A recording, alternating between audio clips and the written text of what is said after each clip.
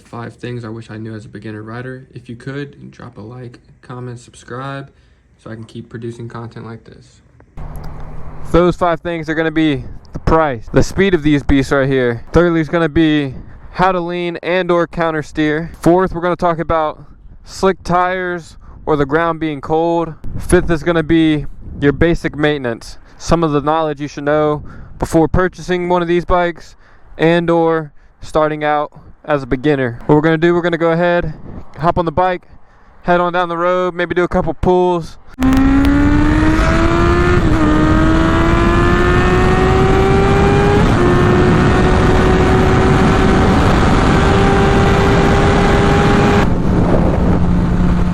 Alright, so let's just get into the first topic. We're going to talk about the price. I know you're probably scrolling through Marketplace and whatnot if you don't already have a bike, and that's perfectly fine. But you need to take into account, you're going to need riding gear, you're going to have to set up your bike's insurance, you're going to need tags and title. What else are you going to need for registration? Now, of course, you're not going to need any of this if you plan on starting out just being illegal, which I do not recommend. It's better just to pull over for the police sometimes if you're not doing anything too crazy, and then show proof of insurance, have your license on you, and then have that real authentic plate. And then usually you're going to get let off with a warning 9.5 times out of 10. I kid you not, I've never had a ticket on a motorcycle, and I've been pulled over multiple times on a motorcycle. But with that being said, take those things into account. And if you are buying off a marketplace, you're buying used, take into account also for new coolant, new engine oil, your oil filter. You're gonna need probably just a couple other things to get the bike going in that pristine condition again, like new, if you are buying an older bike. Slow this baby down here, see if we can pop a little wheelie.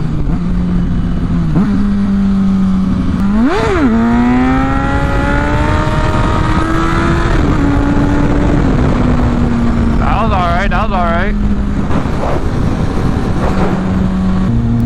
Second thing we're going to get into. For the second thing, we're going to talk about the speed. Now I know I'm on a 1000cc bike.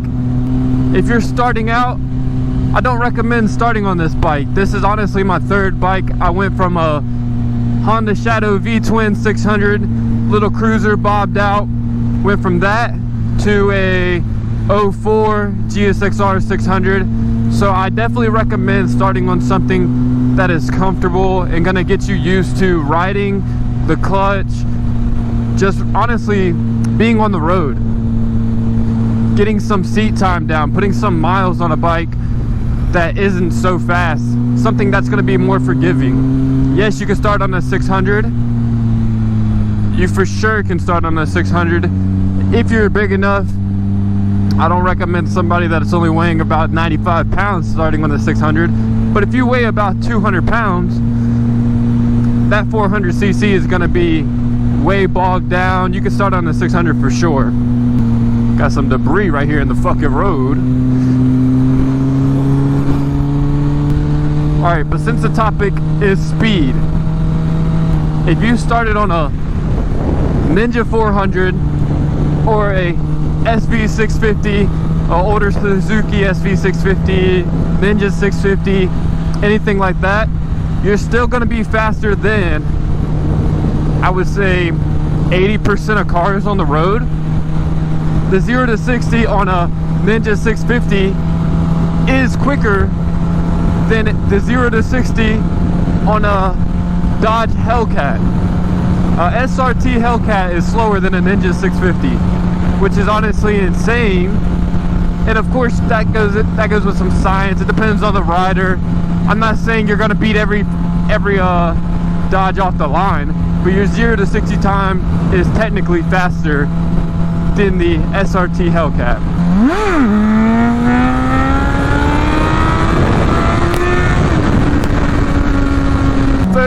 Third thing we're going to talk about is going to be counter steering or leaning. Now, this is honestly something you need to know Hang on, we're gonna go down that road right there. Old Ranch Road. Cemetery down here.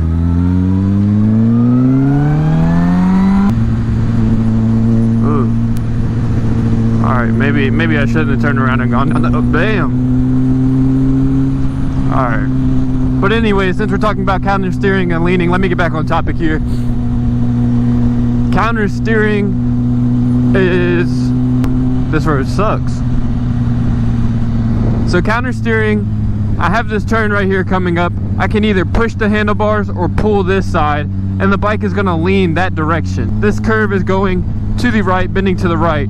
I'm gonna push, and the bike is gonna lean that way. Now I'm not pushing very hard because I'm going a slower speed, but the faster you're going, you'll have to give it a little bit more push. But you could also, this curve that's coming up here is to the left. I will pull, and the bike is gonna lean that way. So it's really a push, pull, push, pull. Now you can do that with your opposite hand when you got both hands on. You're gonna, this curve right here is going to the left. You're gonna push with either your left hand or pull towards you with your right hand. And that's what's gonna give you that lean. Also, loosen up when you're on your motorcycle. You want your hips not to be so stiff. You want to lean with the bike, be one with the bike. Make sure you're just getting a feel for it. This is definitely things you can practice. Slow speeds in a parking lot. These are super easy tasks to practice on your own. Yeah, buddy. No, thank you. No, thank you. This is why we need a little sumo. Tear it up down that road right there.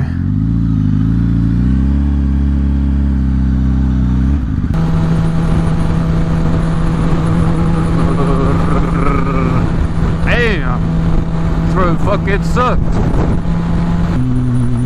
Daggone, bro, these road shit is bumpy as hell.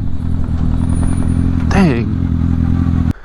Since we have the basics of counter steering down, now that you can counter steer, let's get into the topic of leaning. I typed out a couple things. How to lean correctly. Shift your body weight to the side of the motorcycle you want to lean. Pull the bike down with you. On the road, keep the motorcycle lean angles to a minimum. So you want to compensate that lean angle with your body weight. When you are leaning to the left or to the right, you're going to want to have one cheek off the seat. You're going to want to be looking through the turn the whole way, whether it's to the right or to the left. Make sure you are looking through the turn. If you cannot see through the turn very well, just look at the farthest outside line or inside dotted line and make sure you're focused onto that. Don't focus on one line at a time. Just keep your eyes peeled and look through the turn.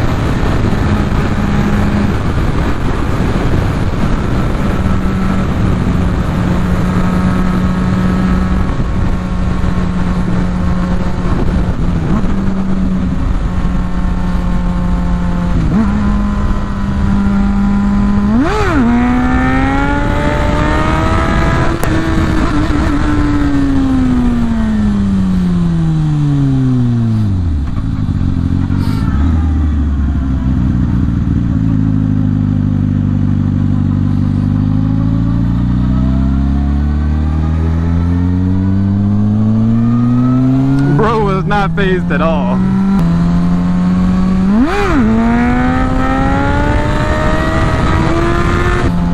Fourth thing we're going to talk about is going to be cold roads, slick tires, anything in that category per se. There's two big things you're going to want to look out for with cold and slick tires. One's going to be oil on the ground. Of course, if there's oil on the ground, don't ride in it. Try to avoid it as best as possible. But if you do happen to have oil on your tires or ride in it, I recommend slowly pulling over, wiping off as much as possible, and or just take it slow for a little while, let that shit sling off, and then go back on with your day. One thing not to do, whether it's you have cold tires, you just got out the bike from the garage, and the ground's cold, the weather's cold outside, like I'm talking below 40 degrees, below 45 degrees, not pin the throttle. If you pin the throttle when you are leaning or turning on cold tires, the back is immediately going to slide out. Second thing you're not going to want to do is grab a handful of front brake. If you are leaning and you're going slow speeds, grab that front brake, immediately you're asking to slide out, especially if the ground's cold, if you have oil on your tire, anything along those lines. Just don't do it. You will slide out.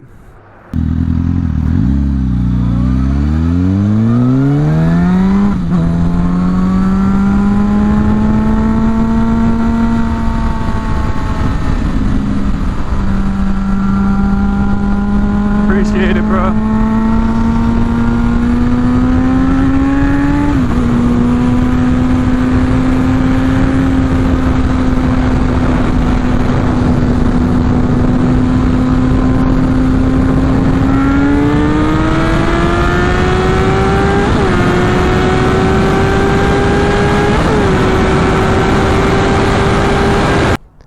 Last but not least, we got number 5, and it's basically going to be your basic maintenance on your motorcycle. Whether you're a beginner, you just started riding, or you already purchased your first bike and you don't know what to look for. One thing you're going to want to look for is going to be your chain. Make sure your chain is well lubed, cleaned. It can have a little bit of surface rust look to it. Just make sure it's clean and that rust is not going all the way through. Once it's starting to go all the way through, go ahead, toss the chain, get a new one.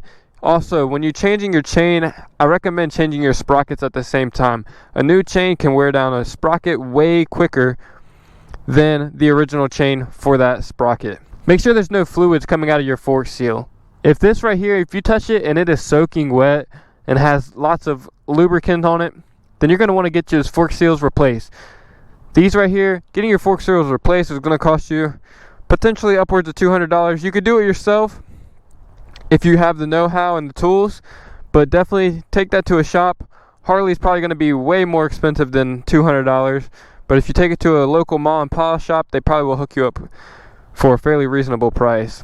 This is the sight hole. This is how you see how much oil is actually in the bike currently. Although it looks empty now, once you stand the bike up straight, you can get a clear reading of how much fluid is actually in there. Another thing you're going to want to look for is going to be checking your tire. Make sure they have plenty of tread. You're not only going to look for your tread, make sure they have the correct PSI and the recommended PSI in the tires. Look on forums, check over the internet. Most people recommend running around 38, 35. It just depends on the tire, the size of the tire. Just double check. OEM, I think they recommend running 42 PSI in these, and I run in the 30s. Is checking your brake fluid. Right here, you could just take off this cap, you twist that off, or if you don't have a cover or a sock on there, you'll be able to see clearly the brake level. Make sure your brake pads are good as well. You're not only making sure your fluids are good, you want to make sure the stuff that the fluid's going to is maintained as well. Make sure your disc, if you run your nail through here, you shouldn't have a whole bunch of rough nicks, deep grooves, and make sure your brake pads have plenty of life left on them.